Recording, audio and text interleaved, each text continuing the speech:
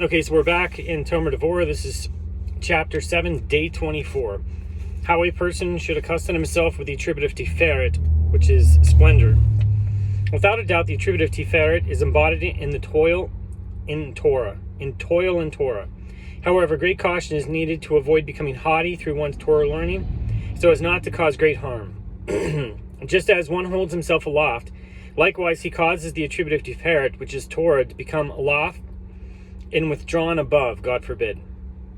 However, everyone who humbles himself in his Torah learning causes Tiferet to descend and lower itself to influence Malchut. And below the Sephirah of Tiferet there are 4 Sephirot: Netzach, Hod, Yesod, and Malchut. And of these there are 3 attributes, for Netzach and Hod are considered one attribute.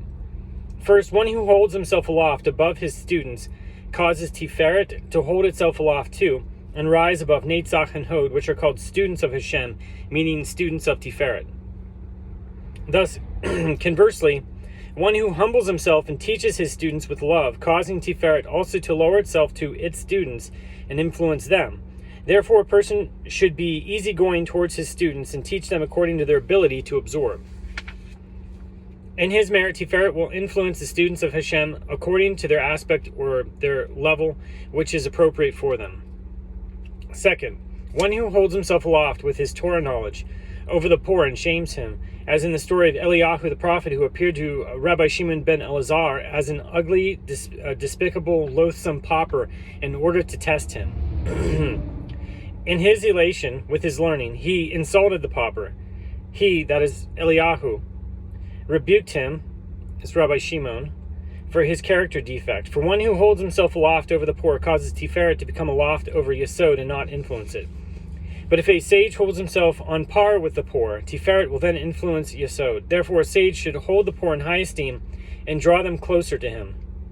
This way, above in the supernal world, Tiferet is greatly value Yesod and bind itself to it.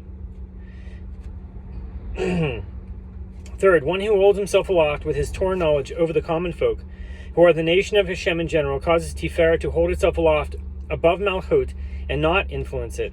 Rather, a person should consider himself on par with other people, and all civilized people should be highly esteemed before him, since they are down low, corresponding to the essence of Eretz, referring to the attribute of Malchut. If he calls them donkeys, God forbid, he casts them down to the external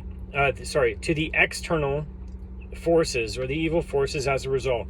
He will not merit a son imbued with the light of Torah, as stated in the Gemara, Nedarim 81a. Rather, he should be easygoing with his behavior toward them, according to their manner, just as Tiferet influences Malchut and directs it according to her impoverished mind. For the minds of women are weak. Shabbat 33b. That's an analogy.